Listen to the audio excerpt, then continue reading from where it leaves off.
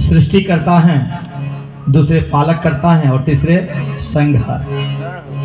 तो सृष्टि करता ब्रह्मा को कहा गया, ब्रह्मा जी हैं जो आदि शक्ति के पुत्र माने जाते हैं, और पालक करता जो है भगवान नारायण को कहा गया, और शिव जी जो हैं वो अनमोल हैं।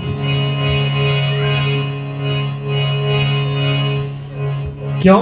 क्योंकि संहारकर्ता के साथ साथ जब जिस स्थिति में, जिस परिस्थिति में जरूरत पड़ा, बाबा हर क्षण सृष्टि के कल्याण हेतु कार्य करते रहे। एक भी कार्य, जितना भी आप कार्य देखते हैं बाबा का, चाहे वो भांग खाते हों, भस्म लगाते हों, सर्प की माला है, उटपटांग उनका वेशभूषा, मृग का छाल, श्मशान में निवास, कैलाश पर्वत पे निवास, सभी वो जानबूझ के नहीं किए। ये सब आपकी देन है। ये सारा जो है आपका और मेरा देन है। क्यों? क्योंकि हम लोग भक्त हैं। जैसे परिस्थिति में जो परेशानी होता है उन्हीं को आवाज देते हैं। हर एक स्थिति में, हर एक जितना भी है, चाहे वो भांग खाते हो तो क्यों खाते हैं, भस्म लगाते हैं तो क्यों लगाते हैं, बेल के पत्ता से क्यों प्रेम है, तुलसी मंजरी से क्यों प्रेम है, समी के पत्र से क्यों प्रेम है, ये सारे का जो है सब वैदिक और शास्त्रीय कारण है। लेकिन हम लोग तो कथा जहाँ शुरू किए हैं वहाँ जाना है। ये सारे कारण है, भक्त के चलते किए। अब भस्म उनको लगाने का शौक नहीं था। एक उनका भक्त था, उसका नाम था, पहले नाम भस्मासुर नहीं था। वो क्षिप्रा नदी के किनारे में बैठकर घनघोर तपस्या किया। भगवान प्रकट हुए, क्या चाहते हो? बाबा मैं आपका भक्त बनना चाहता हूँ, नित्य प्रति आपका पूजा करना चाहता हूँ। बाबा वरदान दे दिए। लेकिन उसका स्वभाव चूंकि आसुरी प्रवृत्ति का था, तो आसुरी प्रवृत्ति के कारण जो है वो क्या करता था, चूंकि वो गंगा जी के किनारे में, नदी के किनारे में जितना भी सब जलता था, उसका सबका जला हुआ जो भस्म था उसी से बाबा का, वहीं चूंकि उस समय उज्जैन का जो मंदिर है महाकाल का, वो किनारे में, नदी के किनारे में पहले था। धीरे धीरे करके आगे बढ़ गई नदी, क्षिप्रा नदी जो है। अब वहाँ पर मैं प्रत्येक दिन वो पूजा, भस्म लाना, जिसका सब ताजा जला, उसी को भस्म को लाकर बाबा को भस्म स्नान, भस्म आरती करता था। कालांतर में बहुत काल तक पूजा किया। पहले समय में लोग बहुत उम्र तक जीवित रहते थे, बहुत वर्षों तक। कितना वर्ष तक? तो सुनिएगा तो आश्चर्य लगेंगे। पहले समय में पूरे मनमंत्र तक लोग जीवित रहता था, कल्प कल्प तक जीवित रहता था। और कुछ तो ऐसे देवता हैं, कुछ ऐसे विशिष्ट व्यक्ति हैं, विशेष व्यक्ति हैं, जो जब से जन्म लिए उनकी मृत्यु नहीं हुई। ऐसे कौन कौन से लोग हैं जो जन्म लिए मृत्यु नहीं हुई? तो आप लोग जानते हैं, अश्वस्थामा बलि व्यासो, हनुमानस्य, कृपाचार्य, परशुराम, ये सारे जब से जन्म लिए उनकी मृत्यु नहीं हुई है। सारे को चिरंजीव का वरदान हुआ है। और विभीषण को भी। तो भस्मासुर बहुत दिन तक भगवान भोलेनाथ का पूजा करता रहा। एक समय ऐसा हुआ जो भस्म मिलना बंद हो गया। तो भस्मासुर रोने लगा, बिलखने लगा। फिर बाबा का साधना किए, बाबा प्रसन्न हो गए। बोले क्या चाहते हो? बोले देखिए कई दिन से मैं आपका पूजा नहीं कर पाया हूँ। बोले तो फिर क्या उपाय है? बोले आप हमको वरदान दे दीजिए, जो बुजुर्ग लोग हैं, जो अंतिम चरण में हैं, इस पृथ्वी के लिए भार स्वरूप में हैं, उसके सिर पर मैं हाथ रखूं, वो भस्म हो जाए, उसका भी कल्याण, और उसके भस्म से मैं आपको पूजा करूंगा तो मेरा भी कल्याण। और चूंकि उसके शरीर का भस्म आप पर चढ़े तो इससे बढ़ के उसके लिए और क्या हो सकता है। बाबा बड़ी सहज हैं, बड़े भोलेनाथ, इसलिए उनको भोलेनाथ कहते हैं। बिना विचारे सोचे, चला तो ठीक ही कर रहा है, बहुत अच्छा कर रहा है, उत्तम, ठीक है, वरदान दे दिए। लेकिन उनको पता नहीं था बाद में क्या होगा। अब जो है आप लोग देखे होंगे, वरदान दिए, उसी समय पीछे लगे। ये वास्तविकता क्या है? वास्तविकता यह है कि उसके बाद जो है बहुत दिन तक पूजा करते रहा।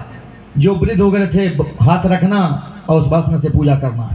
धीरे धीरे धीरे करके उसका आश्रित प्रवृत्ति बदलता जा रहा था। और वृद्ध के साथ साथ जो अब युवा भी आ गया, जिसे तीसे देने लगा।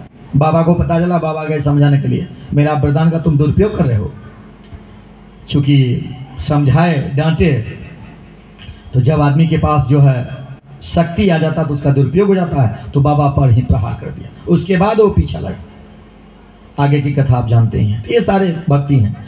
तो कल जो है हम लोग देखें किस प्रकार जो है माता अपने तेज से तीनों देवता को प्रकट किए और तीनों को अपना अपना कार्य दिए।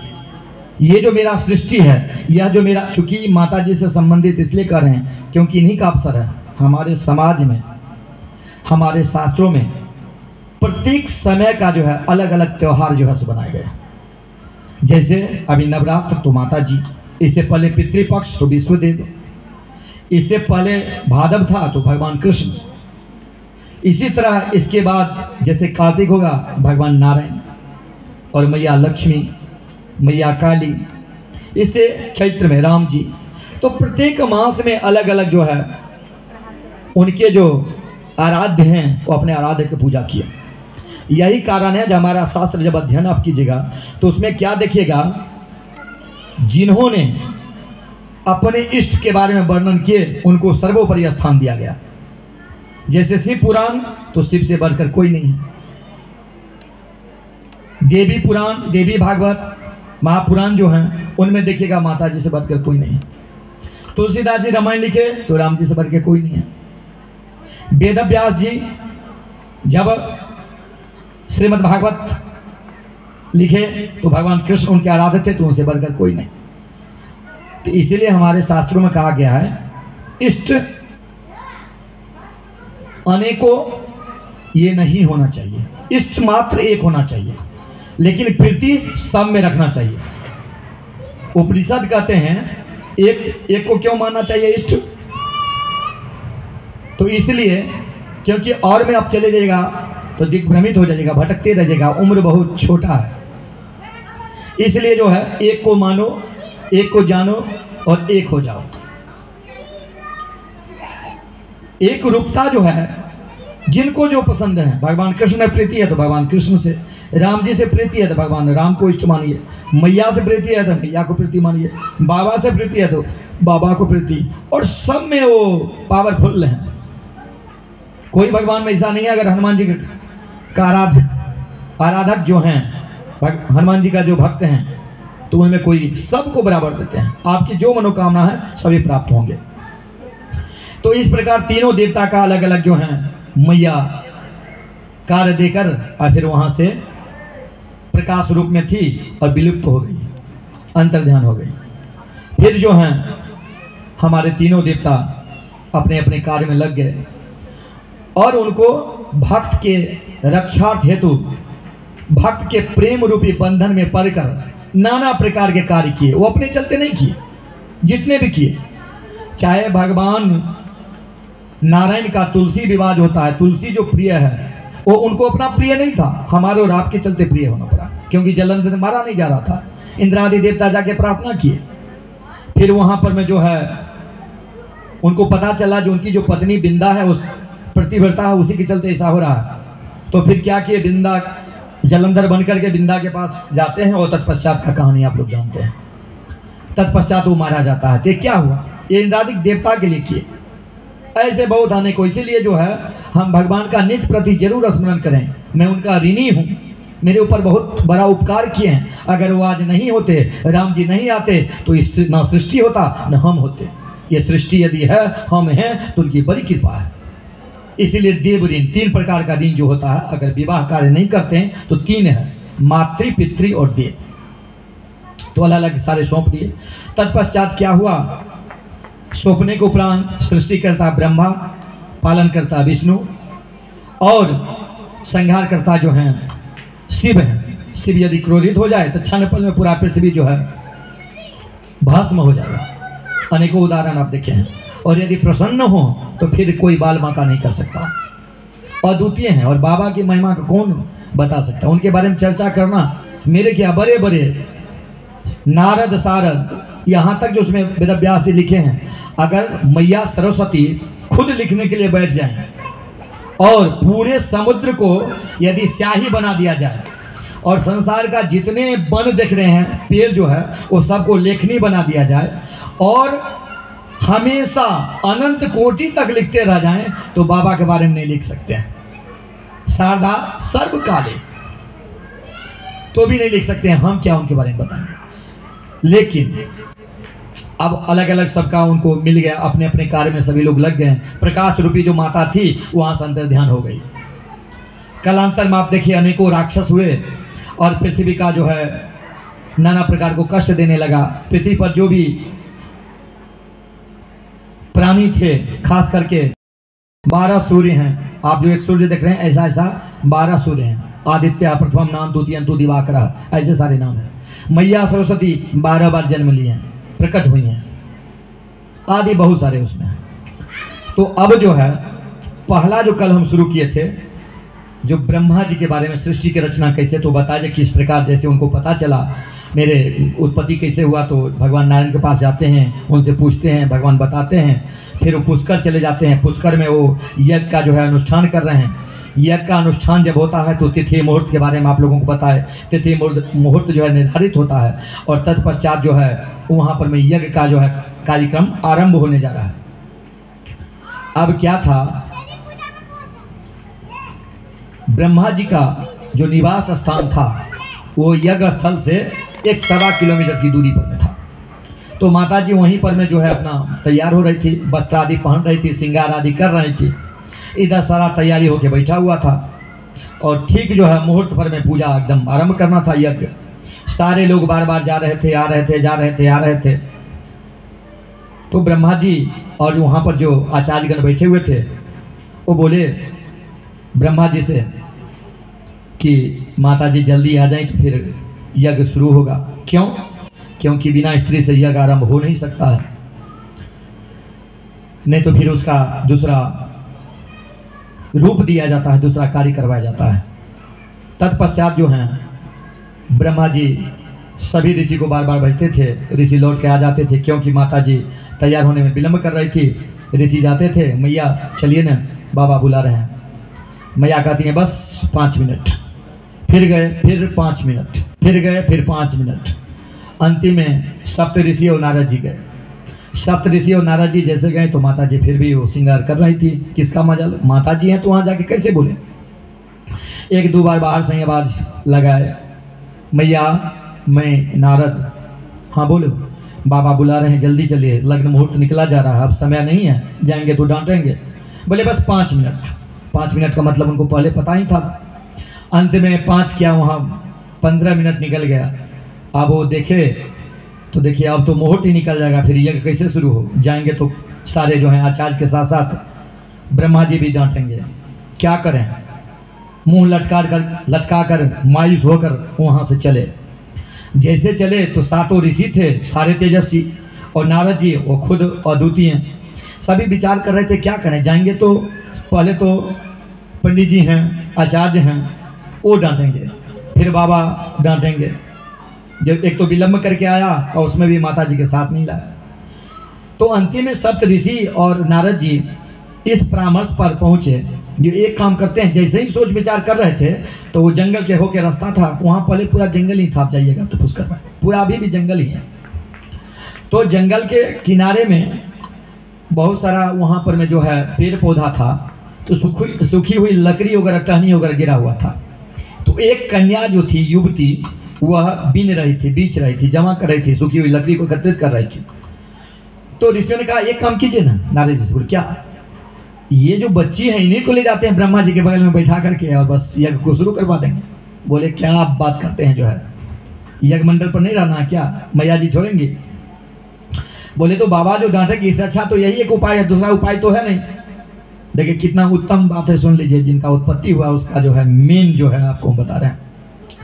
अब क्या हुआ, अब वो बच्ची को सारे लोग समझाए, बच्ची तैयार हो गई और उनके साथ हो गई। ब्रह्मा जी बोले क्या हुआ, बोले माता जी तो अभी तक जो है तैयार नहीं हुई है, उनको विलंब हो रहा है श्रृंगार आदि, वस्त्र आदि पहनने में, श्रृंगार आदि करने में। तो फिर तो बोले एक ऐसे बच्ची हैं, वो जंगल में बीन रही थी, आप ऐसा करें नहीं, इन्हीं को पत्नी मान लीजिए, मंत्र से इनको पत्नी बना करके और कार्यक्रम को शुरू कर दीजिए, माता जी बाद में आएंगे तो बैठा दीजिएगा। सारे वहां पर पंडित जी लोग, देखिए आप देखिएगा जब पूजा के पीरियड में पान पत्ता नहीं है तो नहीं, बोले कोई बात नहीं, हो जाएगा। देखिए ना ये छूट गया, हाँ हो जाएगा हो जाएगा। अब सोचते कहाँ इनको परेशान करें पंडित जी, जब तक आएंगे जाएंगे तो विलम्ब होगा। तो वहाँ पर भी जो ब्राह्मण देवता थे बोले हो जाएगा, व्यवस्था हो जाएगा। तो बोले कैसे होगा, ब्रह्मा जी की बात है, इधर उधर वाला बात है ना किसी को जो है। अब ब्रह्मा जी के जो साथ रहेंगे वो तो उसी तरह का होना चाहिए। तो बोले जो क्या गारंटी है जो शुद्धता है, शुद्ध है। तो वहाँ पर में जो है सप्त ऋषि और तत्पश्चात जितने आचार्यगण थे वो क्या किए, गौदान के लिए वहाँ गाय मंगाया गया था, पूजा के लिए गाय आई थी यज्ञ मंडप पर में गौदान हेतु जो है। तो वहाँ पर जो ब्राह्मण देवता थे, आचार्य थे, वो ब्रह्मा जी से बोले बाबा, बोले हाँ एक उपाय है। बोले कौन सा उपाय? बोले ये कन्या को और गौ जो आई है दान करने के लिए, तो ऐसा करते हैं गाय के मुख में योग विद्या से इस कन्या को डाल देते हैं और पैखाना मार्ग से निकाल देते हैं। बोले क्या इससे शुद्ध हो जाएगा? बोले हाँ 3 बार की जगह तो बिल्कुल शुद्ध हो जाएगा। बोले पक्का? हाँ शास्त्र में लिखा हुआ है। देखिए उस समय की भी यही बात है। बोले जब शास्त्र में है और आप शास्त्र के ज्ञाता हैं तो कर सकते हैं। फिर क्या था, आचार्यगण एकत्रित हुए और उस कन्या को अपना योग विद्या से गौ के मुख में डाले और मल मात्र से निकाले। ये क्रिया कितने बार हुआ? 3 बार। ध्यान दीजिएगा, ये क्रिया 3 बार हुआ, इसलिए उस कन्या का नाम क्या हुआ? गायत्री। जो आप लोग गायत्री के बारे में, गायत्री, गाय मतलब गायत्री मतलब 3 बार जो है निषेचन हुआ, इसीलिए उस कन्या का नाम गायत्री हुआ। अब जो है परम शुद्ध हो गई। और वहां पर में क्या हुआ, जो उनके साथ मंत्रवत जो है पानी ग्रहण संस्कार भी संपन्न हो गया। पानी ग्रहण संस्कार का मतलब होता है पानी मतलब हाथ, ग्रहण मन करना, किसी के हाथ को अपने हाथ में लेके ग्रहण करने की क्रिया को पानी ग्रहण अर्थात क्या कहते हैं? विवाह। ये सत्यनारायण व्रत की कथा में भी है, सत्यनारायण भगवान की कथा जो आप लोग करवाते हैं वहां में भी है ये दिया हुआ किस प्रकार पानी ग्रहण आप लोग करवाते हैं, इसका क्या अर्थ हुआ। अब जो है वहां पर में पानी ग्रहण संस्कार हुआ और ब्रह्मा जी के साथ जो है बैठा करके यज्ञ शुरू हो गया। अब उसके बाद क्या होता है वो भजन के बाद आप लोगों को बताते हैं।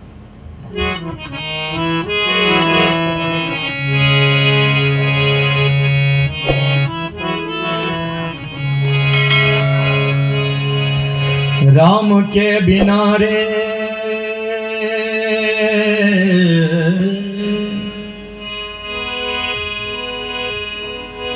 राम के बिना, राम के बिना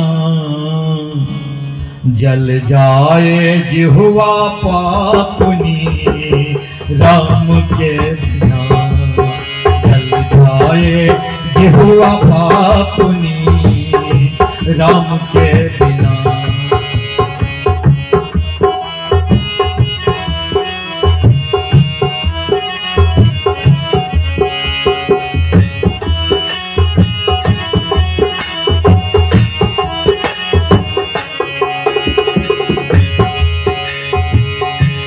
कहते हैं पंच पंख बिना हाथे दंत बिना।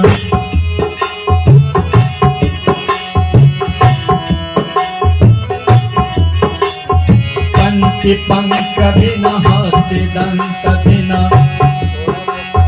धेनु चेर बिना। पंच पंख बिना हाथे दंत बिना। धेनु चेर बिना।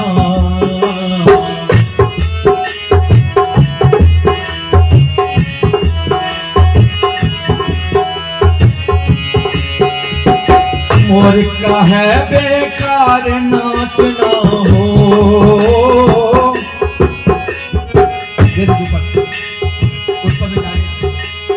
मोर का है बेकार नाचना उस घन श्याम बिना। उस श्याम बिना जल जाए जिह्वा पापुनी। राम के बिना जिह्वा पापुनी। राम के बिना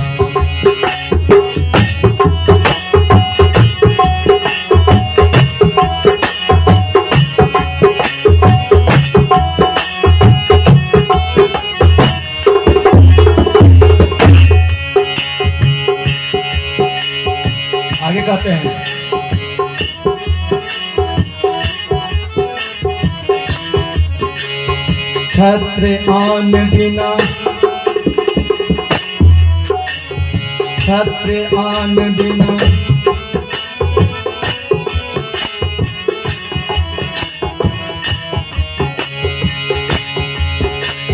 छत्र आन बिना देह प्राण बिना, छत्र आन बिना देह प्राण बिना, पथिक मकान बिना।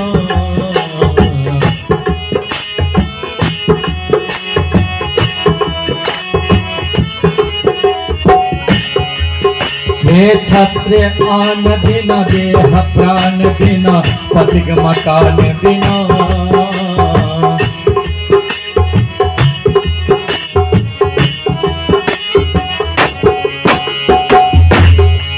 और कहते हैं ये मोर का है बेकार नाचना हो,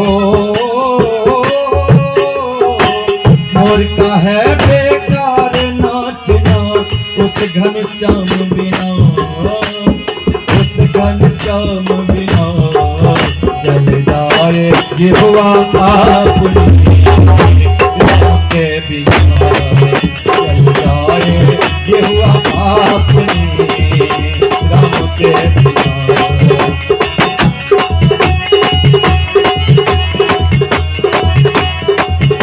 राम के बिना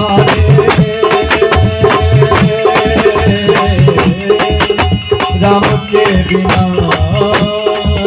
राम के बिना, जल जाए जिह्वा अपनी राम के बिना, जल जाए जिह्वा अपनी राम के बिना, जल जाए जिह्वा अपनी राम के बिना।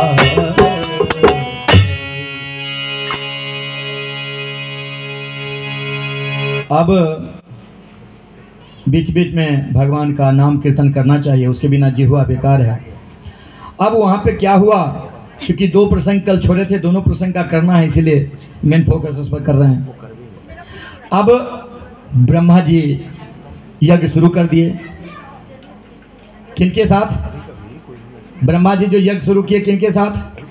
गायत्री मैया के साथ। जो यज्ञ शुरू हो गया, कार्यक्रम आरंभ हो गया, गौरी गणेश का पूजा भी हो गया। देखिए जब गणेश जी कितने हैं?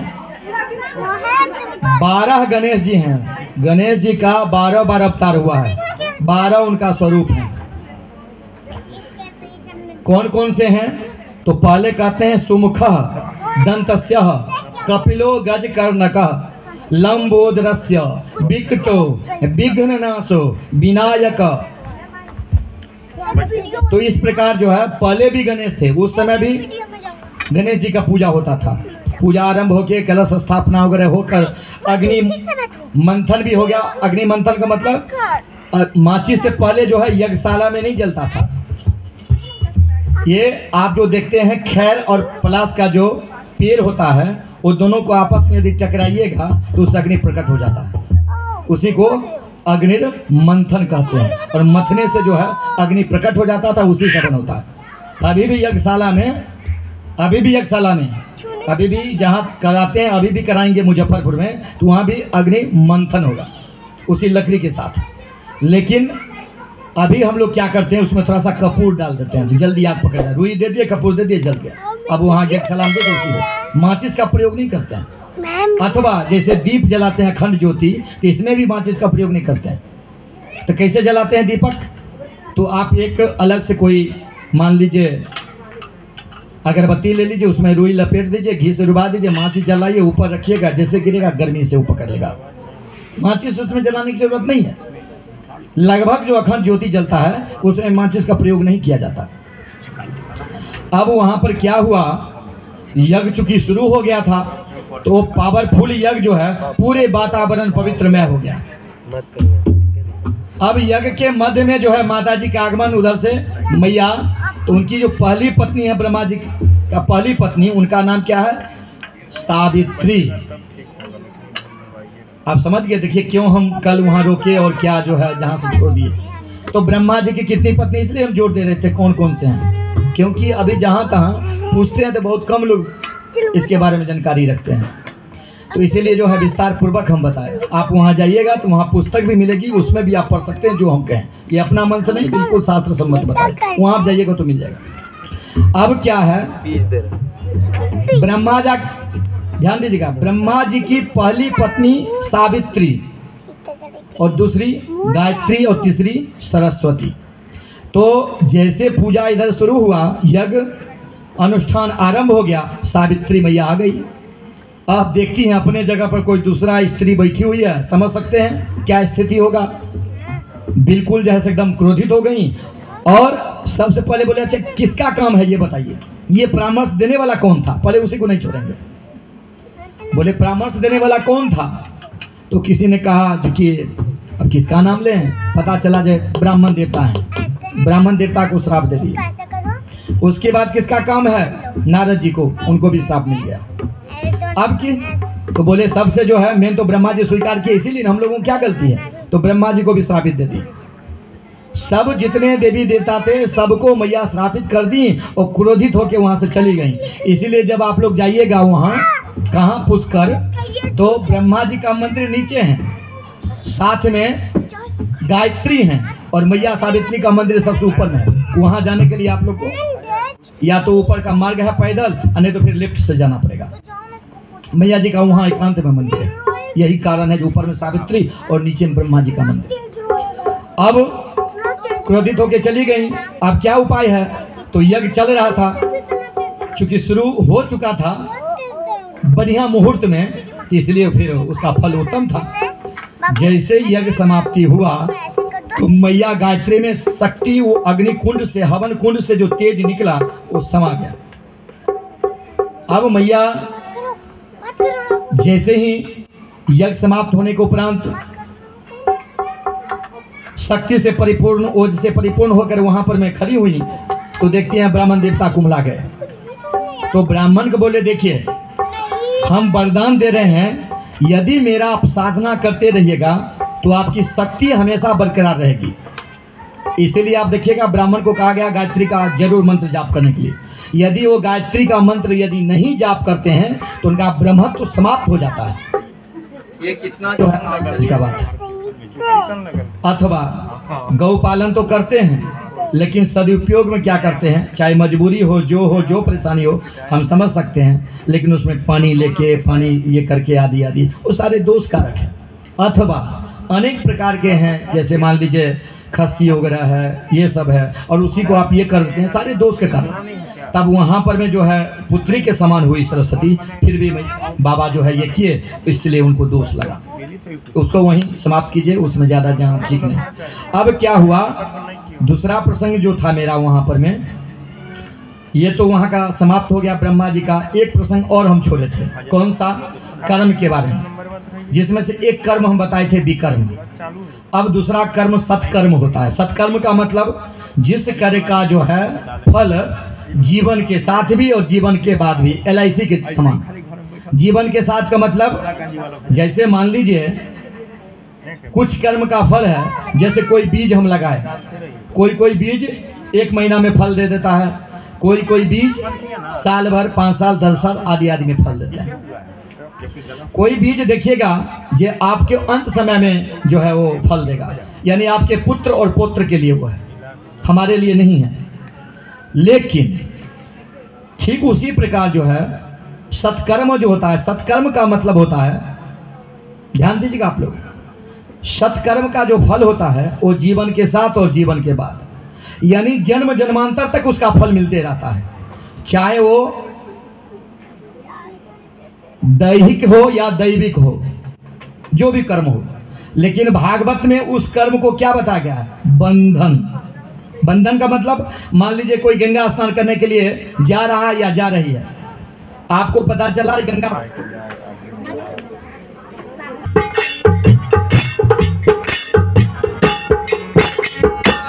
राम सीता राम सीता राम जय सीता राम जय सीता,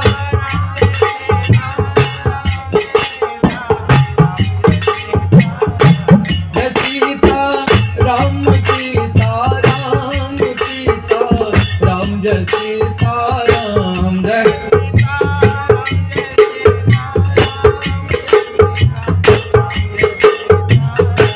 जय सीताराम सीताराम सीताराम जय सीताराम जय सीताराम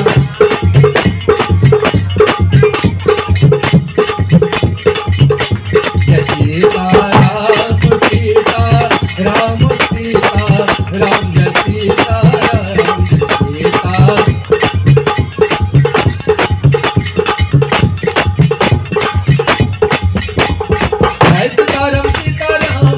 जय सीताराम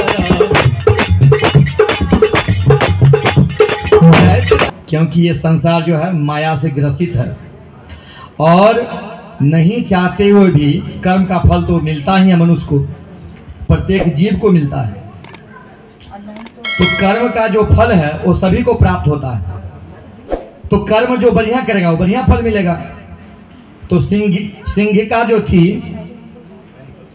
उसके जो पुत्र था राहु, समुद्र मंथन में अमृत पी गया था। भगवान विष्णु को जैसे पता चला शरीर को काट दिया, लेकिन चूंकि अमृत पी लिया था तो उसके फल से वो अजर अमर हो गया। तो इसीलिए उसको राहु काल कहते हैं। वो लग्न मुहूर्त होता है, वो कभी कभी बीच में, वो रात में भी होता है, दिन में भी होता है। और एक चीज और है, रात और दिन के सिवा मध्य पहर जो दोपहर का समय होता है उसमें, और रात्रि मध्य पहर दोनों समय में रहता है। तो पीड़ा देगा ही, परेशानी देगा ही, चाहे वो घर हो बाहर हो जहां हो। तो उस परेशानी से निपटारा का मात्र एक ही उपाय है। क्या उपाय है? वह उपाय है भगवान का नाम कीर्तन करना। और ज्यादा उपाय करना है तो संकट मोचन किनको कहा गया? हनुमान जी को। ये अद्भुत हैं, अद्वितीय हैं, अनुपम हैं। तो इसलिए जब भी परेशानी पीड़ा हो तो उनको भी पकड़िए। उनके सामने राहु केतु और शनि हाथ जोड़ के खड़े रहते हैं। क्यों? क्योंकि जब रावण शनिदेव को अपने महल में उल्टा लटका दिया था, बांध दिया था, उस समय हनुमान जी के द्वारा ही शनि का उद्धार हुआ था। तो शनि वरदान दिए थे, आपके जो भक्त हैं, आपका जो कीर्तन करेंगे उसको हम कुछ बिगाड़ेंगे नहीं, उसे छू भी नहीं सकते हैं। इसलिए इस काल में उन्हीं को पकड़ा जाता है।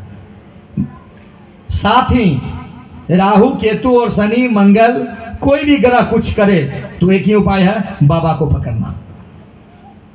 तो इसलिए सबसे पहले हनुमान जी का गुणगान करें, जिससे सारे बाधा ऐसे छुमंतर हो जाए। श्री राम जानकी बैठे हैं। साथ में आप लोग भी ताली बजाएंगे, आनंद आएगा। मेरे सीने में श्री राम जानकी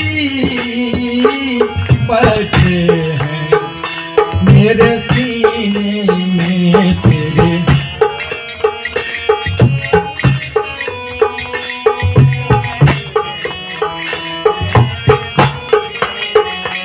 देखिए इस भजन का विशेषता ये है, इसमें तीनों दुर्गुण, अस्थाई और चौगुण सबको बराबर आपको स्पष्ट सुनाई देगा। कैसे? देख लो मेरे, देख लो मेरे, अस्थाई से दुगुण। देख लो मेरे मन के नगीने में, देख लो मेरे मन के नगीने में, श्री राम जानकी बैठे हैं, मेरे सीने में श्री राम जानकी बैठे हैं, मेरे सीने में श्री राम।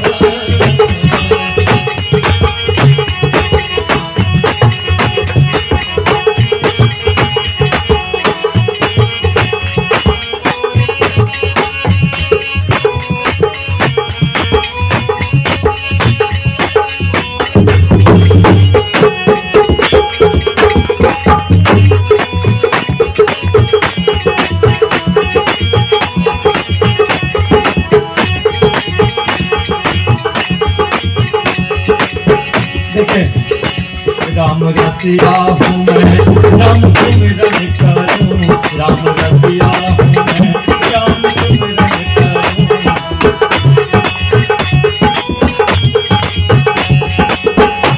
राम रसिया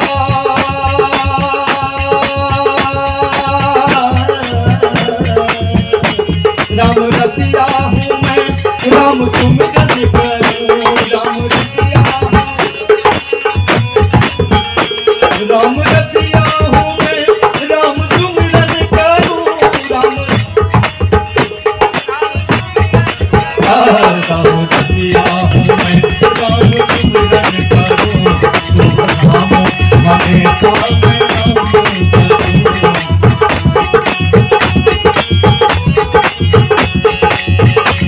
राम रसिया रसिया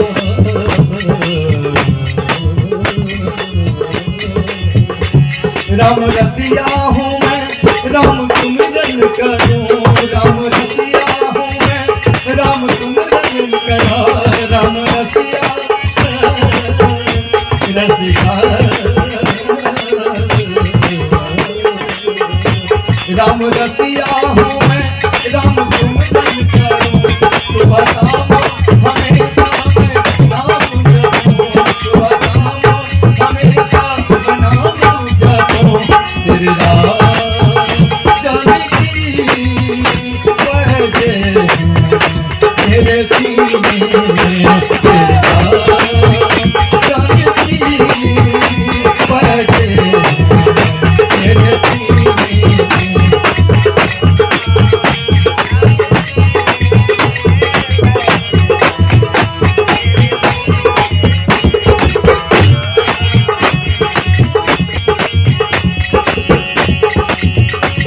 हर सीना को पल में हाँ दिखला दिया, हर सीना को पल में हाँ दिखला दिया, हर सीना को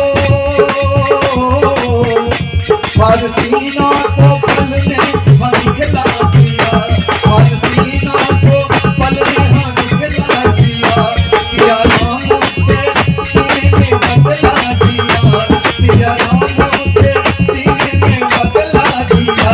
श्री राम जानकी बजे मेरे सीने में, श्री राम जानकी बजे मेरे सीने में, श्री राम।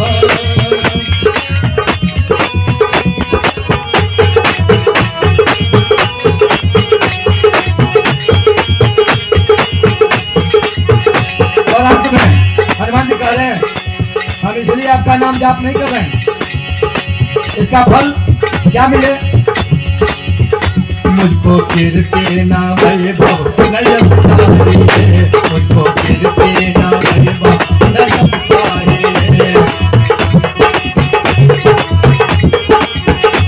मुझको फिर के ना वैभव नयन चाहिए, मुझको फिर के ना मुझको फिर के ना वैभव नयन चाहिए। राम नाम भजन सब रंग चाहिए, राम नाम भजन सब रंग चाहिए। सुख मिले ऐसे, सुख मिले ऐसे अमृत को पीने में, सुख मिले ऐसे अमृत को पीने में। श्री राम जानकी बैठे हैं मेरे सीने में,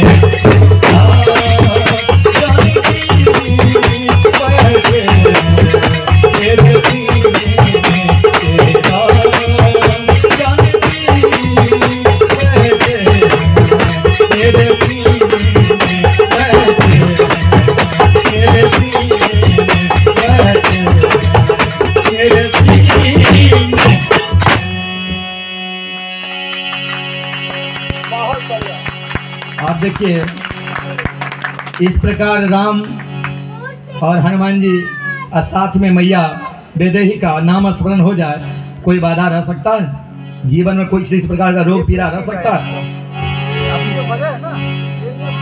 हनुमान जी राम जी से कहते हैं, प्रभु हमें कुछ नहीं चाहिए इधर उधर, क्या चाहिए? कहते हैं आपकी कृपा से सब कुछ मिला है मुझे, तो फिर क्या चाहिए? हनुमान जी कहते हैं सब कुछ दिया है आपने, सब कुछ दिया है आपने, वरदान दीजिए, सब कुछ दिया है आपने, वरदान दीजिए, सब कुछ दिया है आपने, वरदान दीजिए।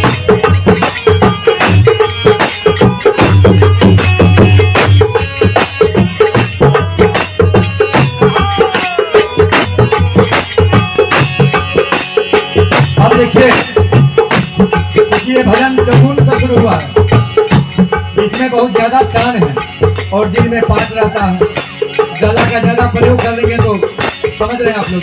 और उसमें भी व्रत 10 दिन का व्रत भी रहता है, 11 बजे रात में भोजन करना, दिन भर साधारण फलाहार भी।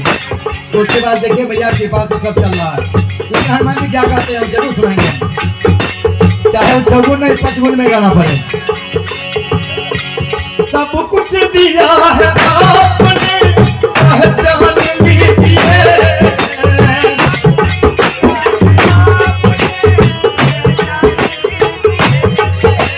सब कुछ दिया है आपने, जान लीजिए।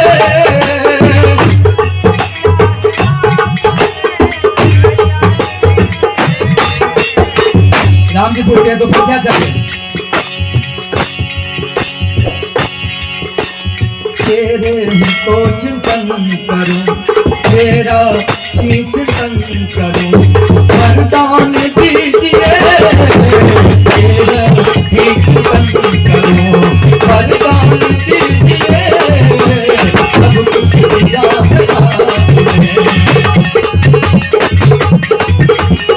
सब कुछ दिया है आपने, वरदान दीजिए, सब कुछ दिया है आपने, वरदान दीजिए, सब कुछ दिया है, सब कुछ दिया है आपने, सब कुछ दिया है। ये भी भजन मेरा अपना रचित था, मेरा रचना किया हुआ है, कई बोल हैं इसके। अब जो है हम लोग जहाँ थे वहाँ प्रसंग पर चलते हैं। ब्रह्मा जी के बारे में आप लोगों को बता दिए, कर्म के बारे में थे तो सत्कर्म के बारे में बता दिए, विकर्म के बारे में हो गया, कुकर्म का क्या कहना है, सब गड़बड़ी है। लेकिन एक दिव्य कर्म होता है, इस कर्म का कोई बंधन नहीं होता है, दिव्य कर्म का जो है कोई बंधन नहीं है। कौन सा दिव्य कर्म है? देखिए, दिव्य कर्म जो है भगवान कृष्ण अर्जुन से कहते हैं तुम मेरे शरण में आ जाओगे, सारा तेरा जो है कर्म बंधन से मुक्त कर देंगे। तो कौन सा कर्म बंधन बता रहे हैं? शुभा अशुभा, शुभ अशुभ। शुभ का मतलब आपको बताया, जैसे कोई गंगा स्नान करने के लिए जा रहा है, आप उनको कुछ मदद कर देते हैं, कोई मंदिर बना रहा है कुछ मदद कर देते हैं, किसी की बच्ची के विवाह आप मदद कर देते हैं, ये क्या है? शास्त्र मुताबिक ये भी बंधन है। कहेगा बंधन कैसे हो गया? क्योंकि आप पुण्य किए हैं तो पुण्य का फल भोगिएगा, तभी तो मोक्ष की प्राप्ति होगी। मोक्ष कब मिलता है? जब आप बंधन से मुक्त हो जाते हैं। ना आपका शुभ कर्म है ना अशुभ कर्म है, ये दोनों जब सम हो जाएगा तो फिर मोक्ष मिल जाएगा। मोक्ष का मतलब जन्म मृत्यु के चक्कर से समाप्त। और यदि ये लगा रहेगा तो क्या होगा?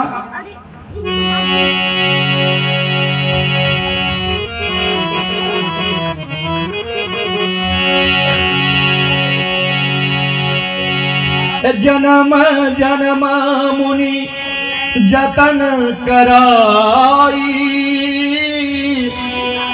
अंत काल मुखरा मुनाई। राम सिया राम सिया राम जय जय सिया राम जय जय। मंगल भवन अमंगल हारी, दबहु से दशरथ अजीर बिहारी। सिया राम सिया राम राम सिया।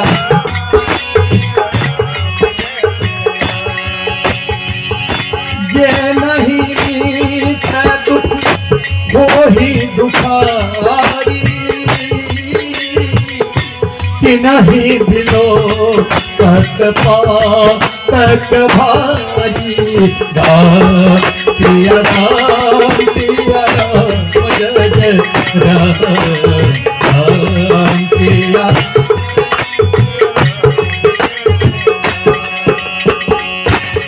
ओ हरि अनंत हरि कथा अनंत गावहि बहुविधि सब संता। सिया राम सिया राम सिया राम सिया राम।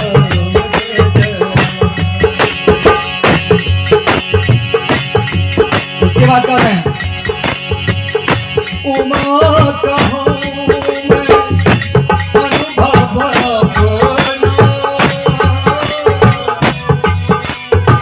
शिव जी कह रहे हैं वहां से क्या प्रभु की चिंतन के सिवा, प्रभु के मनन के सिवा संसार में और कुछ नहीं। बस यही आपके साथ जाने वाला है, यही सर्वोत्तम है और कुछ नहीं है।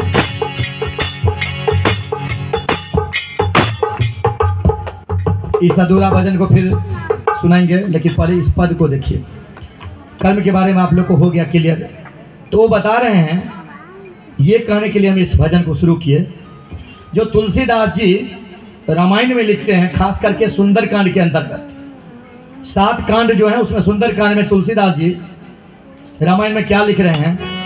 राम जी को विभीषण जाके कह रहे हैं, प्रभु ये बताइए आप में प्रीति कैसे हो, आप में मन कैसे लगे, आपसे प्रेम कैसे हो। तो वहां पर में तुलसीदास जी रामायण में लिख रहे हैं और राम जी बता रहे हैं किनसे, विभीषण से। क्या ये सबके ममता ताग बटोरी, इसी के लिए भजन शुरू किए थे। सबके ममता ताग बटोरी, मम चरण, चरण मतलब पैर, ममता का मतलब घर में जितना ममता है, माता का ममता, पिता का ममता, पुत्र का ममता, पत्नी के ममता, संपत्ति का आदि आदि जहाँ है वो सारे ममत्व रखिए, लेकिन मन को मत लगाइए। मन एक बार लग गया तो छोड़ेगा नहीं, इसलिए वो सारे से ममत्व को निकालिए और कहाँ जोड़िए, तो राम जी के चरण से जोड़ दीजिए, बंधन से बांध दीजिए, फिर कल्याण होगा। तो अब जो है इसीलिए वहां पर में कर्म का बंधन ही माना गया है, इसलिए आप ऐसा कर्म कीजिए। इसीलिए हमारा देखिए दान में जो कहा गया है, यदि दान करे, दाहिना हाथ यदि दान करे तो बायां को खबर नहीं लगना चाहिए। इसीलिए अगर खबर लग गया तो आपका ममत्व हो जाएगा, हमने इतना पैसा दान दिया, तो फिर उसका पुण्य जो है आपको भोगना पड़ेगा, तो फिर मोक्ष नहीं मिलेगी। और जब तक मोक्ष नहीं मिलेगा, भगवान से साक्षात्कार नहीं होगा, तब तक आप भटकते रहेंगे 84 लाख योनि में। एक और पद हम बताए थे कल, जो क्यों कहते हैं माता च पिता त्वमेव। आपके पिता भी बता रहे हैं, आपके माता भी वही कह रही हैं, आपके बच्चे भी वही कह रहे हैं और आप भी कह रहे हैं। ऐसा क्या कारण है? देखिए, ये उपनिषद का एक तरह से मंत्र है। उपनिषद में जब बच्चा अपने माता के गर्भ में रहता है, उस समय अष्टांग योग कर रहा है, भगवान साक्षात्कार उसको दर्शन देते हैं। उस समय भगवान से कह रहे हैं, जे हे बाबा आप ही मेरे माता हैं, पिता हैं, सभी हैं। तो भगवान कहते हैं वो कैसे? आप जानते हैं इसका बताएं रहस्य।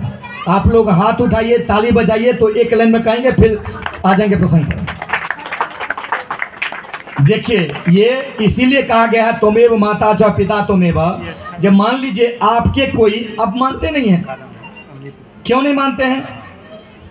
अगर मान लीजिए आपके कोई पितर हैं, अभी पितृपक्ष चल रहा था, आपके कोई पितृ हैं, वो कर्म बढ़िया नहीं किए, आप लाखों समझाए, पहले हम भी समझते थे, क्या समझते थे, जब तक पता नहीं था तो समझते थे जन्म जन्म का साथ है तुम्हारा हमारा, यानी वही पत्नी 7 जन्म तक रहती हैं, वही पति 7 जन्म तक रहते हैं। लेकिन जब शुक्रवार व्रत का कथा पढ़िए, अनेकों धर्म ग्रंथों का अध्ययन कीजिए, तो वहाँ पर ये लिखा हुआ है यदि पति गड़बड़ करे और पत्नी ठीक रहे तो पत्नी फिर किसी दूसरे के साथ विवाह हो सकता है, वो राजकुमारी बन जाएगी, और पति गड़बड़ होगा तो बैल बन जाएगा। आप जानते हैं उस व्रत में लिखा हुआ है, आप इसका समझ के यहाँ खंडन हो गया, जो जैसा कर्म करेगा फल होगा, यहीं तक है जन्म जन्म का साथ, उसके बाद कर्म के बंधन है। तो मान लीजिए एक बहुत सुंदर पद एवं बना के एक जगह कथा में कर रहे थे, उसमें हम बताए यदि पति पत्नी दोनों एक साथ जो है शयन कक्ष में, बिल्कुल अंधेरा में, कोई डर नहीं है, किसी को डर नहीं है, लेकिन कुछ क्षण के बाद पति को पता चले या पत्नी को पता इस बात का लगे कि मेरे पति देव जो हैं ये सर्प हैं, जैसा भी कहते हैं 100 वर्ष के बाद जो है वो उसको जो है जो रूप चाहे वो पकड़ धर लेता है, आप देखे होंगे फिल्म वगैरह के द्वारा जो है, तब वो क्या स्थिति होगा वहाँ समझ सकते हैं। ठीक उसी प्रकार मान लीजिए आपके कोई पितर हैं, दादा हैं, परदादा हैं, उनके दादा हैं, परदादा हैं, वो यदि गड़बड़ करेंगे तो सर्प योनि हो गया, स्वान योनि हो गया, कुत्ता की योनि हो गया, मान लीजिए चींटी का योनि हो गया, नाना प्रकार के योनि हो गया। अब योनि में भटक रहे हैं और वह आपके दरवाजे पे आते हैं पितृपक्ष में सर्प बन करके, बिल्ली बन करके, चींटी बन करके, कोई कीड़ा वगैरह बन के, तो आप क्या करते हैं, उनको प्रणाम करते हैं, पितृ जय सिया राम, उसको मार देते हैं वहीं जो है, वो भी निष्ठुर होके। आप बताइए कहाँ गया माता और पिता, तो मेवा उसी के वंशज वो कर रहे हैं। इसीलिए जो है जब तक शरीर है तो हमारा जो है शास्त्र क्या कह रहा है, पुनर्ग्रामे पुनर्क्षेत्रे, पुनर्ग्रामे पुनर्क्षेत्रे, पुनः गृहे पुनः पुनः, कार्यम च पुनः, व्यवसायम च पुनः, न च शरीरः पुनः पुनः। मतलब समझे, यानी वो घर फिर आपको मिल सकता है, वो संबंधी आपको मिल सकता है, वो व्यवसाय आपको मिल सकता है, लेकिन ये शरीर नहीं मिलेगा, ये शरीर दोबारा नहीं मिल सकता है। इसलिए हमारे जितने भी संत महात्मा थे वो कहते थे क्या, अनमोल तेरा जीवन बिता जा रहा है, अनमोल तेरा जीवन बिता जा रहा है, अनमोल तेरा जीवन बिता जा रहा है, हम ये कहाँ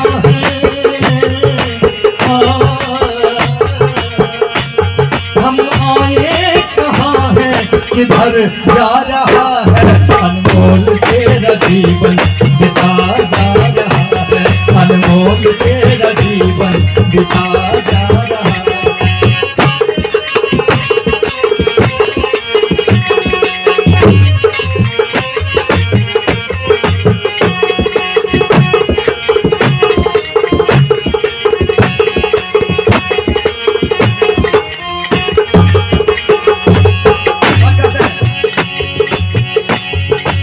आगे देखिए,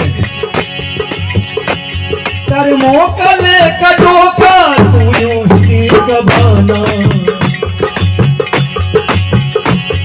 आया है किस लिए तुम किसको भी बताना,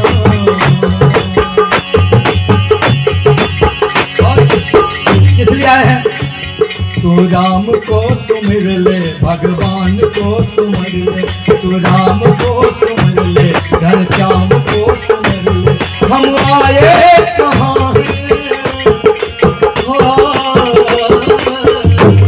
हम आए कहाँ हैं, किधर जा रहा है, अनमोल तेरा जीवन बिता जा रहा है, अनमोल तेरा जीवन बिता जा रहा है।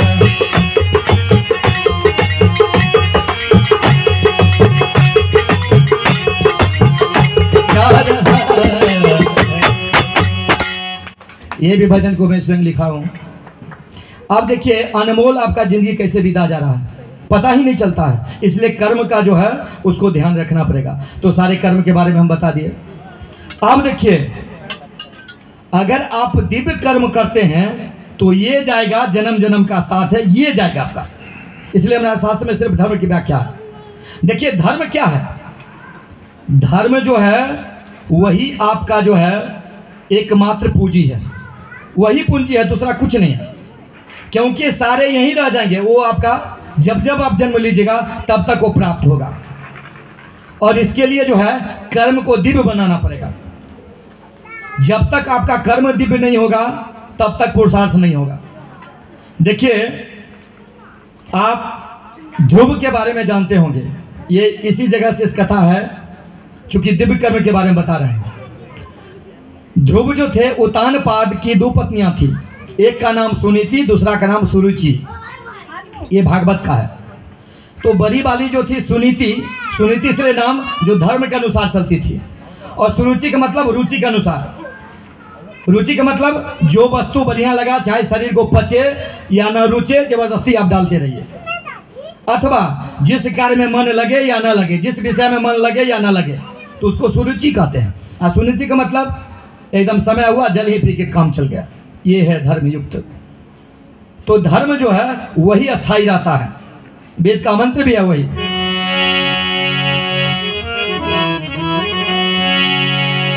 तो वो वहां पर में सुनीति जो थी, उनके एक भगवान, उनके जो पति देव थे उतानपाद, भगवान नारायण के भक्त थे, और सुनीति मैया का, और नित्य प्रति मैया दुर्गा की पूजा करती थी। संजोग से मैया की कृपा से एक पुत्र की प्राप्ति हुआ। पुत्र का नाम क्या था? ध्रुव। अब छोटी वाली जो उनकी यानी उतानपाद के छोटी जो पत्नी थी सुरुचि, उनसे भी एक पुत्र हुआ।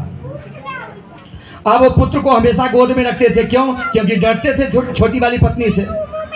तो बड़े वाले के जो पुत्र थे ध्रुव, वो माता के पास जाके रोने लगता है, मैया कहाँ, पिताजी हमको गोद में नहीं ले रहे हैं। 1 दिन हुआ, 2 दिन हुआ, तीसरा दिन हुआ, तो मैया कहती है देखिए आप जो है घबराइए नहीं, सबके जो पिता हैं वो तुमको जरूर गोद में लेंगे। बोले अच्छा, वो कौन पिता है? बोले आपके पिता के भी पिता हैं। मेरे पिता के भी पिता है? तो हाँ। क्या उनके पिता का भी पिता है? तो हाँ। आपके भी पिता है? हाँ। देखिए 4 बार जब रिश्ता 3 खंडन का लिया जाता है, यानी माता, उसके बाद मातामही, उसके बाद वृद्ध प्रमातामही, जैसे मातु, पितामही, अप्रपितामही। मातु का मतलब माँ, दादी और परदादी, इसके बाद समाप्त हो जाता है। तो ठीक जब 3-4 बार लगातार जो है ये दादी शब्द का प्रयोग हो, तो दादी कौन हो जाती हैं? यानी माता जी। इसलिए मरवाड़ी में आप देखिएगा मंदिर जो होता है माता जी का, उसमें लिखा रहता है दादी माँ मंदिर। वो दादी माँ का मतलब वही। तो जब ध्रुव को पता चला इस चीज का, तो बोले जो अच्छा पिताजी कहाँ मिलेंगे? बोले जंगल में। अब ध्रुव जी चले गए, वहां जाके रोने लगे, पिता पिता करने लगे। नारद जी जा रहे थे, बोले क्या बात है? तो ऐसे ऐसे बात है। तो सबसे पहले नारद जी माता को प्रणाम किए और उनके पिता को, जो धन्य है ऐसा माता जो 5 साल से छोटी उम्र का बच्चा, उस समय मात्र उनका उम्र हुआ था 4.5 साल का।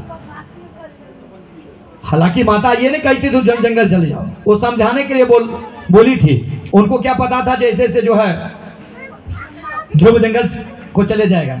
अब वहां जाकर के नारद जी जैसे ही उनको देखे, पूछे, तो एक गुरु मंत्र दिए। बोले इस मंत्र का जाप करो तो भगवान प्रसन्न हो जाएंगे। भगवान प्रसन्न हो गए, भगवान आ गए। बोले आप कौन हैं? बोले भगवान हैं। बोले अच्छा कौन से भगवान? बोले जिनको तुम बुला रहा था। बोले किनको बुला रहे थे? तो पिता। कौन से पिता? जो सबके पिता हैं। क्योंकि उनके इष्ट जो थे वो नारायण थे। बोले क्या चाहते हो? तो ऐसे ऐसे जो है। अब बोले अच्छा ठीक है आ जाओ, गोद में बैठ जाओ। बोले गोद में बैठ जाए? कैसे हम समझे आप ही जो है भगवान है? बोले मैं ही हूँ। बोले कैसे हम माने? ऐसा करते हैं पहले माता जी को बुला के लाते हैं, माता जी कहेंगे तब समझ जाएंगे। अब भगवान को जो है वहीं पर बैठना पड़ा। माता जी कहीं, माता जी वहीं मूर्छित होकर गिर पड़ी। ये अद्वितीय कार्य अपने पुत्र का देख करके फिर भगवान नारायण अपना शंख जो है उससे शरीर से स्पर्श कर देते हैं, उससे सारे ज्ञान हो जाता है। उसके बाद ध्रुव भगवान से वरदान प्राप्त करके और लौट रहे हैं, तो वहां पर में सत्यजीत नाम का एक राजा था। वो बड़ा उदंड राजा था, ज्ञानी के साथ साथ उदंड भी था। अब उसको जैसे पता चला जो ध्रुव को जो है ज्ञान प्राप्त हो गया है, तो परीक्षा लेने का जो है थे, जो ध्रुव के द्वारा हमें पता चल जाएगा कैसे भगवान मिलते हैं। अब जो है ध्रुव, आप लोग ध्यान दीजिएगा, बहुत जल्दी 15 मिनट 10 मिनट के अंदर में इस कथा को पूर्ण विराम देंगे। अब जो है ध्रुव को जैसे पता चला जो कि कुछ सीखने से, कुछ जानने की उत्कंठा से मुझे बुलाया है, तो बोला अच्छा बड़ी स्वागत हो रही है, क्या बात है बोलो। बोले ध्रुव महाराज, तो हाँ आपसे कुछ जानने की इच्छा है। बोले क्या जानने की इच्छा? तो सुनते हैं आपको नारायण मिले हैं। बोले हाँ। उनका दर्शन हुआ? हाँ। वो आपकी प्राप्त हुए? हाँ। तो बताइए ना भगवान कैसे मिलते हैं, भगवान कैसे मिलते हैं और रहते कहाँ हैं और करते क्या है? अद्भुत प्रश्न, 3 प्रश्न जो है वहां सत्यजीत दाग दिए। किनसे? ध्रुव से। क्या भगवान क्या करते हैं, कहाँ रहते हैं और किस प्रकार मिलते हैं, प्राप्त कैसे होते हैं? इस प्रकार का 3 प्रश्न जैसे ही वहां रखे तो ध्रुव जी हंसने लगे खूब जोर जोर से। तो सारा सभा आश्चर्यचकित हो गया। कहते हैं भगवान की प्राप्ति हुआ है, ये 6 साल का नन्हा बालक और हंस रहा है, इसका मतलब बालक बालक ही रहता है। चाहे कितनों ज्ञान प्राप्त हो जाए, इनमें क्वालिटी नहीं आता है। क्वालिटी जो है उम्र के साथ आता है। ज्ञान जो है, नर्मता जो है, शिष्टाचार जो है, ये सारे उम्र के साथ साथ ही आएगा। इसलिए सारे सभासद भी हंसने लगे और वहां महाराज भी हंसने लगे। कुछ समय के बाद जब हंसी, ध्रुव का हंसी रुका, तो महाराज पूछते जी आप हमको यहाँ क्यों बुलाए? तो बोले आपसे कुछ जानना है। बोले क्या जानना है? तो वही भगवान कहाँ रहते हैं, क्या करते हैं और किस प्रकार प्राप्त होते हैं। बोले अच्छा एक चीज बताओ, ये 2 तरह से पूछा जाता है। एक तो आप जानते हैं तब पूछ रहे हैं, दूसरा आप नहीं जानते हैं तो पूछ रहे हैं। तो क्या आप नहीं जानते हैं तब पूछ रहे हैं, और यदि आप जानते हैं तब पूछ रहे हैं, तो किस स्थिति में आप हैं? हंसते हुए बनावटी हंसी के साथ कहा नहीं नहीं, अगर हम जानते तो आपसे थोड़े पूछते। बोले अच्छा इसका मतलब आपको जानकारी नहीं आता? नहीं। बोले इसका मतलब जो आदमी किसी से पूछे, इसका मतलब वो चाहे बड़ा उम्र क्यों न हो, वो छोटा हो गया, यानी शिष्य के समान हो गया, और जो बताने वाला है वो गुरु के समान हो गया, है ना। तो महाराज जो है लज्जित होते हुए कहने लगे सत्यजीत जी, हाँ बिल्कुल बिल्कुल, हम आपके लिए शिष्य के समान हैं, आप मेरे गुरु के समान हैं, अब तो आप सिखाइए। तो ध्रुव जी फिर हंसने लगे। महाराज कहते हैं उतने सभा के बीच में अब क्या हुआ? कहते हैं आज पहली बार संसार में ऐसा अद्भुत शिष्य को देखे हैं। बोले वो कैसे? बोले बताओ, जो गुरु तुम्हारा जो है नीचे है, तुम आसन पर में बैठा हुआ है, गुरु तुम्हारा नीचे बैठा हुआ है और तुम शिष्य होके आसन पर बैठा हुआ है। गुरु के सामने शिष्य हमेशा जो है सो भूमि पे रहता है, जमीन पे रहता है। अब क्या होगा? वहां तो महाराज लज्जित हो गए, तुरंत ध्रुव को जाके चरण धोए, प्रणाम किए, बोले महाराज मेरे आसन पर बैठ जाइए। ध्रुव को जो है वहां बैठा दिए। अब बोले अब तो बताइए जो भगवान क्या करते हैं, कहाँ मिलते हैं, कैसे रहते हैं? बोले देखो फिर हंसी आ रहे हैं।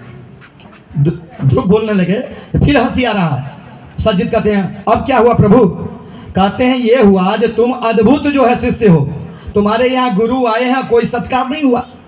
बताओ, पहले सेवा सत्कार किया जाता है, कुछ पूछा जाता है क्या खाएंगे क्या पिएंगे, और डायरेक्ट जो है प्रश्न पूछने लगे। महाराज फिर लज्जित हो गए और सेनापति को आदेश दिए जाओ व्यवस्था करो भोजन की। तब तक में किसी ने कहा जो पूछ लीजिए ना बच्चा है क्या खाएंगे। बच्चा कहता हो नाना प्रकार का भोजन है। तो महाराज हाथ जोड़ते हुए बोले ध्रुव आप क्या पसंद करेंगे? बोले अद्भुत हो, तुमको ये नहीं पता बालक को क्या पसंद है? बोले नहीं आप बताएंगे तब तो समझेंगे। बोले बालक को पसंद है दूध। तुरंत महाराज आदेश दिए दूध लाया जाए। एक कटोरा में, जो बड़ा कटोरा में दूध भर के आ गया, मक्खन वगैरह लगा के उसमें मिश्री चीनी सब डाल के, और ध्रुव को दे दिए। अब ध्रुव जी जो है दूध का कटोरा लिए और उसको ऐसे ऐसे करके मथने लगे। अब सारे जितने सभासद थे हंस रहे हैं, मुस्कुरा रहे हैं। अब देखिए दूध भी पीना नहीं चाह रहे हैं, उसमें क्या ढूंढ रहे हैं पता नहीं। महाराज भी आश्चर्यचकित है, इसमें क्या ढूंढ रहे हैं पता नहीं। तो महाराज पूछते हैं अब क्या हुआ, अब दूध क्यों नहीं पीते हैं? बोले महाराज दूध तो पी लेंगे, लेकिन सुनते हैं दूध में मक्खन होता है, दूध में घी होता है, उसी को ढूंढ रहे हैं किधर है।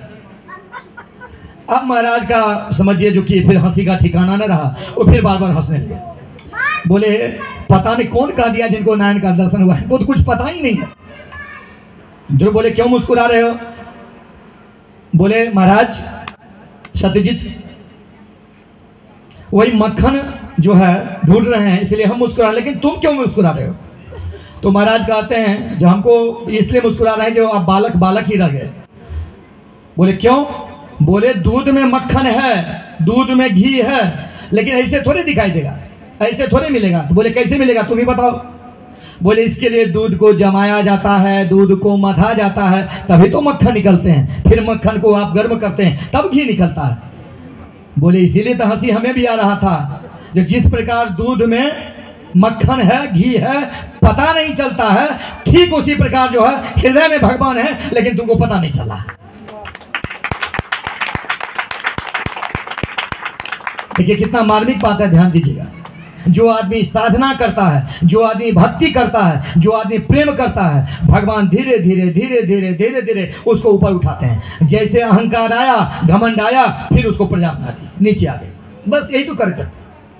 और तीसरा को समझाने के लिए बड़ी समय लगेगा, तो इसलिए इस प्रसंग को अब यहीं पूर्ण विराम दे देंगे, क्योंकि इसका उदाहरण कई देना पड़ेगा तब समझ पाइएगा, बड़ी रहस्यमय है वो। इसलिए जहाँ कथा पर में थे उस जगह पर में जो है हम आते हैं। दो जगह जहाँ रुके, दोनों प्रश्न का आपको जो है उसको समझा दिए, उसका व्याख्यान दे दिए। अब जो है तीसरा प्रश्न एक जगह और हम रुके थे। कहाँ रुके थे?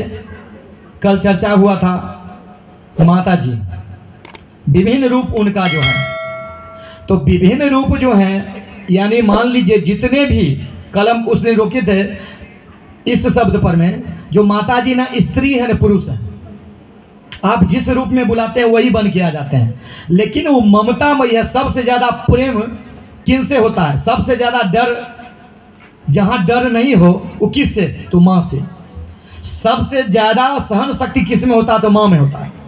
पुरुष का जो बॉडी, अब बताए थे पहले ही, ब्लड का जो टेम्परेचर होता है ये दूध का उफान के समान धीरे धीरे धीरे धीरे चढ़ना उतरना, ये पुरुष का नहीं होता, ये स्त्रियों में। पुरुष में तुरंत जो है दूध का जैसे उबाल आता है, वो उबाल हुआ तुरंत नीचे हो गया, इसीलिए ज़्यादा टेंशन को बर्दाश्त नहीं कर पाते हैं पुरुष से, इसलिए हार्ट अटैक वगैरह वगैरह तमाम तरह का जो है ये सारे होते हैं। लेकिन स्त्रियों में सहन शक्ति बहुत ज़्यादा है, तो वो प्रसंग वहाँ था इसलिए वहाँ पर गए। इधर हम नहीं ले जाके वो प्रसंग पर आते हैं। तो ये बता रहे हैं तो मैया जी का सवारी शेर ही क्यों है? तो जब पार्वती, अब जो है इस कथा को यहाँ से शेर क्या माने, मैया जी का सवारी शेर ही क्यों है, इसके बारे में कल हम बताएंगे विस्तार पूर्वक, क्योंकि समय का ध्यान ख्याल रखा गया।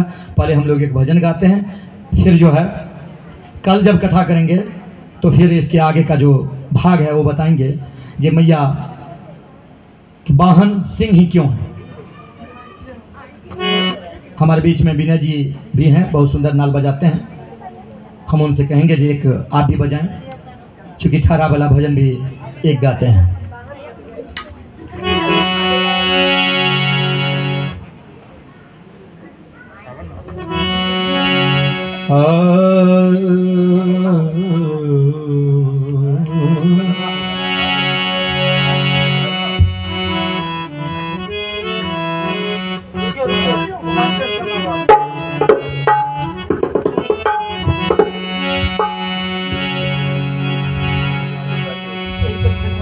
तूने मेरे मालिक बहुत कुछ दिया है, तेरा शुक्रिया है, तेरा शुक्रिया है, तेरा शुक्रिया है, तेरा शुक्रिया है, तेरा शुक्रिया है, तेरा शुक्रिया।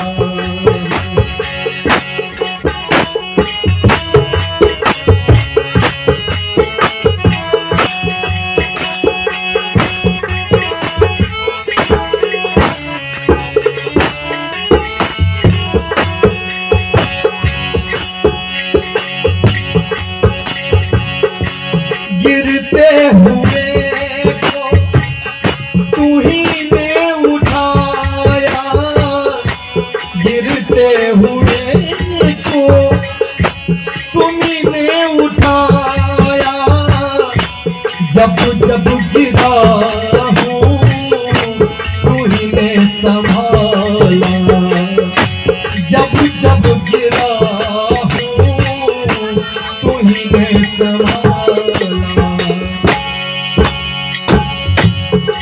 बंदा तेरे ही सहारे किया है, बंदा तेरे ही सहारे किया है। तेरा शुक्रिया है, तेरा शुक्रिया है, तेरा शुक्रिया है, तेरा शुक्रिया। हरि बोल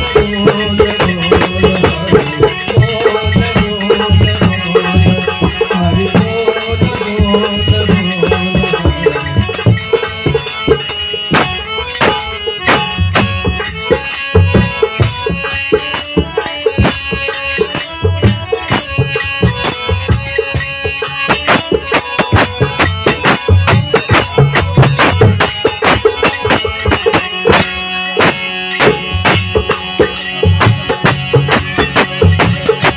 जिंदगी तेरी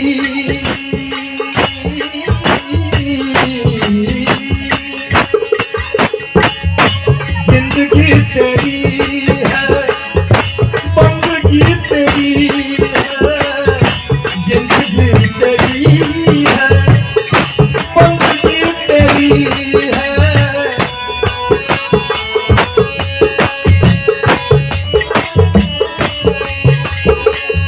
जिंदगी तेरी है, बंदगी तेरी है,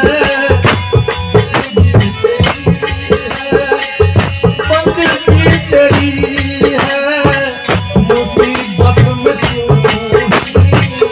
इमानत तेरी है, मुसीबत में इमानत तेरी है। तूने तूने ही तो जीने काबिल किया है, तूने ही तो जीने काबिल किया है। तेरा शुक्रिया है, तेरा शुक्रिया है, तेरा शुक्रिया है, तेरा शुक्रिया।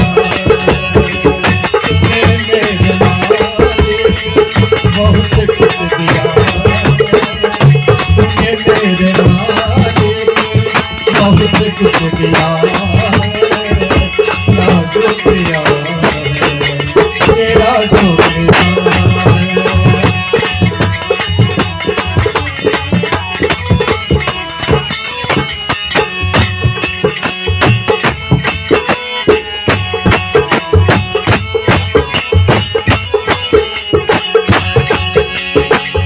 और कहते हैं हम लोगों का क्या कार्य है, भगवान को भूल जाते हैं और भगवान क्या करते हैं, याद रखते अपने भक्तों। तुम्हें भूल जाना मेरा ना भुलाना, तुम्हें भूल जाना मेरा ना भुलाना। तेरी रहमतों का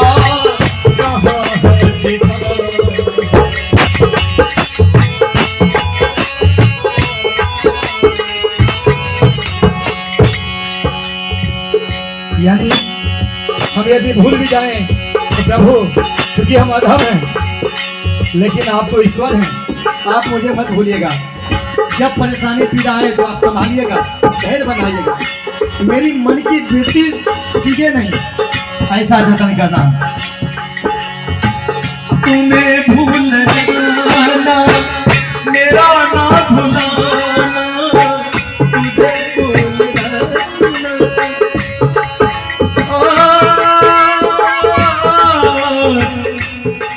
मेरे मालिक,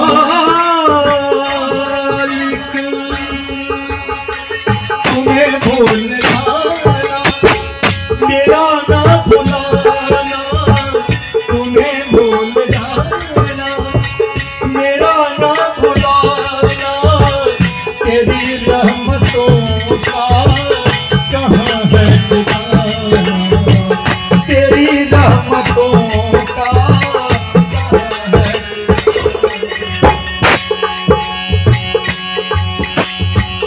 तेरी इस मुहाबत में पागल किया है, तेरी इस मोहब्बत ने पागल किया है, तेरा शुक्रिया तेरा शुक्रिया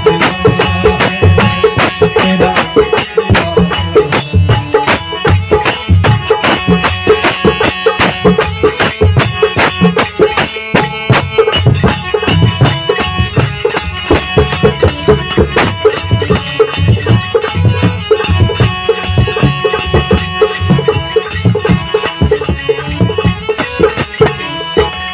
और अंत में इस भजन की जो बोल है, देखिए अभी जो हम गा रहे हैं, आप लोगों को सुना रहे हैं, ये सारे दिन किसका है? मैया का, बाबा का, प्रभु का। तो कहते हैं और मेरा यदि चमन हरा भरा है तो सब मैया की देन है। मैं तो निमित्त मात्र हूँ, कुछ भी नहीं हूँ। करते भी वही हैं, चलाते भी वही हैं, देते भी वही हैं। इसलिए भजन का अंतिम पद क्या है? ये आवाज भी है, औलाद भी है, आवाज भी है,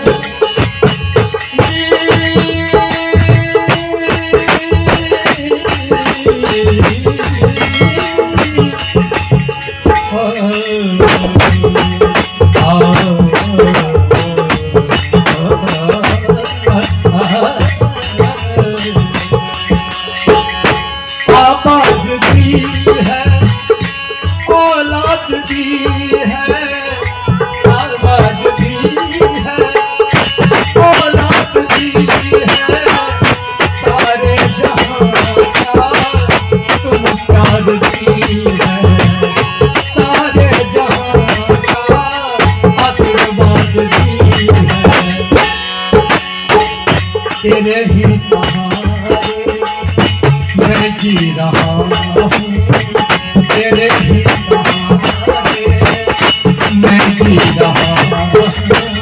तेरा शुक्रिया तेरा शुक्रिया तेरा शुक्रिया तेरा शुक्रिया तूने मेरे मालिक बहुत कुछ किया, बहुत शुक्रिया तेरा शुक्रिया तेरा शुक्रिया तेरा शुक्रिया तेरा शुक्रिया तेरा शुक्रिया तेरा शुक्रिया।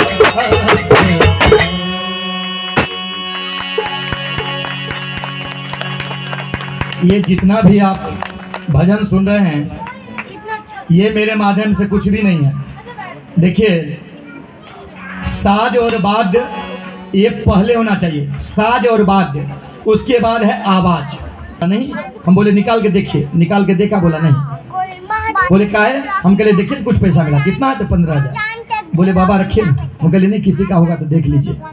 हम जब तक वहां से आते हैं 5 से 7 मिनट में पूरे जो है हवा हो गया वहां पर बात, और 2 लोग वहां आ गए, जिसमें एक मोहम्मद थे और एक और।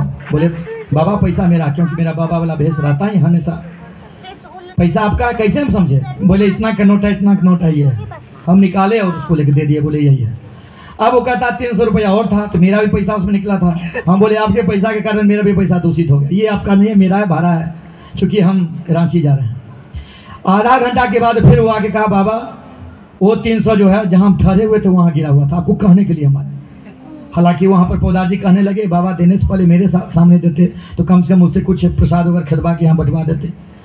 अब देखिए कल क्या हुआ, शनिवार के दिन जो है बच्चा जो है मेरा छोटा वाला बड़ा दोनों और एक 2 सभा थी, जैसे ही वह टेम्पू से आ रहा था तो रास्ते में जो है एक पर्स गिरा हुआ मिला, उसमें 3 ATM थे और लगभग 500 का 3 और उसके बाद 100 का कुछ नोट, बहुत सारे उसमें कागजात और बहुत जो है कुछ फोटो वगैरह। अब वो सोचने लगा क्या करें इस पैसा को। अब वहाँ पर आप जो है किसे दिया जाए आदि विचार करते करते करते करते फिर उसमें एक मोबाइल नंबर था किसी आधार कार्ड या जो जिसमें भी हो। अंतिम में ये चारों मिलके ये निष्कर्ष पर पहुंचा जो उसे फोन किया जाए। उसे फोन किया गया, नाम था रवि कुमार। वो आ गया तुरंत, उसके पास गाड़ी था, गाड़ी से वहाँ पहुँच गया। बोले जो हम दुर्गा मंदिर के पास है, तो मेरा बच्चा भी वहाँ पहुँच गया। बोला वो पर्स मेरा है। बोले क्या कोई प्रमाण है? ये बच्चा कह रहा है उससे। बोले हाँ। बोले क्या? तो बोले उसमें फोटो वोटो है। फोटो दोनों मिल गया। ये बिना विचारे सोचे विचारे जो है वो उसको पर्स सारा ATM के साथ सब कुछ दे दिया। वह 3-4 बार थैंक यू किया और 100 रुपया लेके दिया। 4 बच्चा 100 रुपया। ये लोग सोचा 100 रुपया में कुछ होगा नहीं, इससे अच्छा वो कई बार सोचा नहीं आप पैसा मत दीजिए, आप अपने पास रखिए जो है। बोला नहीं तुम रखो रखो रखो। अभी चारों मिलके ये विचार किया जो क्या करें पैसा का, तो वहीं दुर्गा मंदिर में जो दान पेटी था उसी में जाके डाल दिया। आप बताइए, बच्चा आप लोगों के सामने अभी है, जो इसका नाम है शिवम कुमार। खड़े जाओ, एक बार देख लीजिए इसको, और ये खुद बताएगा जी ये घटना जो है। पैसा के साथ साथ सारा कुछ जो है, आप उसका विचार कीजिए। अगर वही थाना वाला बात होता या मीडिया वाला बात होता तो वहाँ देता भी और 4 बार दौड़ता भी, और यहाँ पर मैं 4 बच्चा में क्या। खैर मतलब बताया जी गुण होना चाहिए मनुष्य में, और गुण जो है वही हमेशा ऊपर उठाता है और ले जाता है। अब आप लोग से पहले जो सबसे पहले घनश्याम आज पहली बार आया है, तो हम घनश्याम को सम्मान करना चाहेंगे। हमारे साथ रहते हुए बहुत सुंदर नाल बजाने लगा, और 15 साल का एक्सपीरियंस, हर एक जगह जाके कई प्रोग्राम जो झारखंड के कोने कोने में हुआ है जहाँ मेरे साथ रहा है। अब हमारे बीच में विनय जी जो करीब 20 साल से हमारे साथ में ये हैं, और चाहे रेडियो में प्रोग्राम हो, न्यूज चैनल में प्रोग्राम हो, सब में मेरे साथ ही रहे हैं। चाहे विद्यापति स्मारक समिति में हो या मिथिला दिवस का कार्यक्रम हो, सब में मेरे साथ रहे हैं। यानी विधाता वो खुद समझ रहे हैं किसी माँ के गर्भ से हम जन्म ले पृथ्वी पर। विधाता भी जिसे पानी के खातिर खूब रोता है, ओ माँ का आंचल तो भी स्वर्ग से बढ़ के पाता है।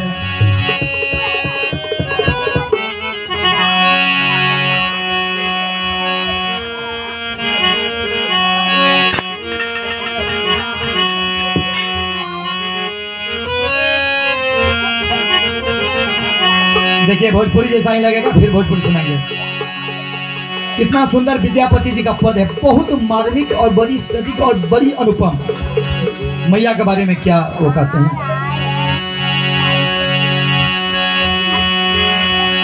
कतबो भाग्य भी में गे लोग से नजे।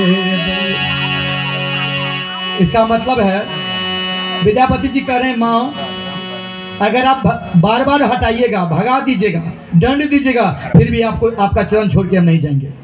तो कैसे? कत तोरे कहै छी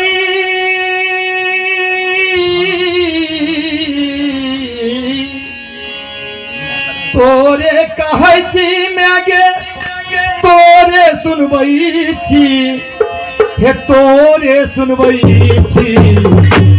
क्या सुना रहे हैं? कतबो भगे भी न गे लोग से न जेबो, कतबो भगे भी न गे लोग से न जेबो, कतबो भगे भी न गे लोग से न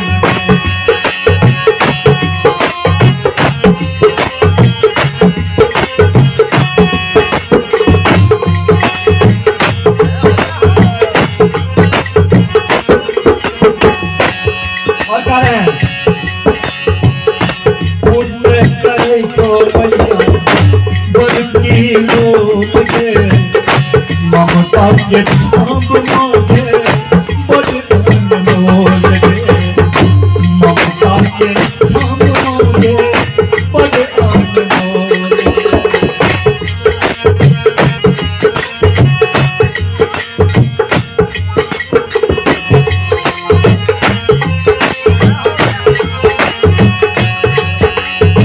तो कह रहे माँ आपकी ममता रूपी जो छाप है इससे बढ़कर कोई पूंजी नहीं है।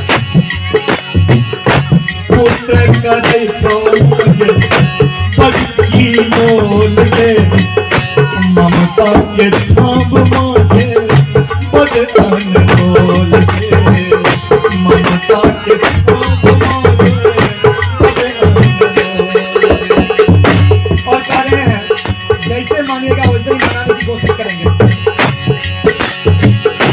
तेरा जिस्म भी लगे कहीं ना सुने दो, कहीं ना सुनई दो, वो भगत ही लगे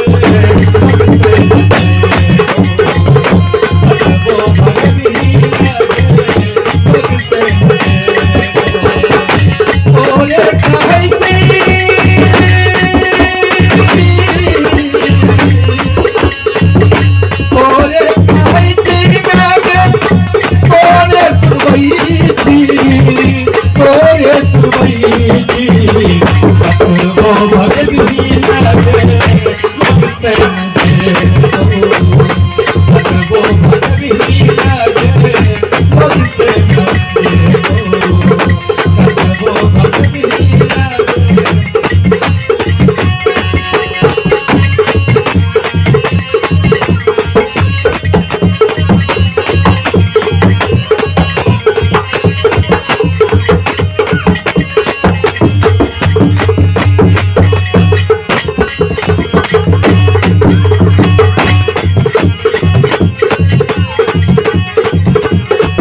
और कहते मैया मैया दिन रात जीते आहान सुनती रात में बैठे आहान सुनती रात में बैठे यही नाच सुन भी लगे कहीं ना सुने यही नाच सुन भी लगे कहीं ना सुने कहीं ना सुने वो भगत ही लगे भगत न दे वो भगत ही लगे भगत न दे भगत ही लगे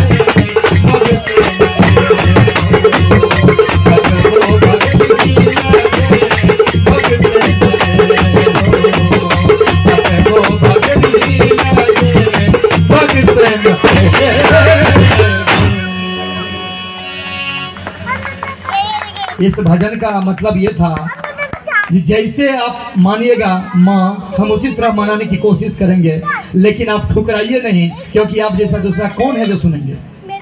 इसमें कई पद था, पुत्र कुपुत्र भेल मैया माता ने कुमता सब था, लेकिन चूंकि समय का ध्यान रखा गया।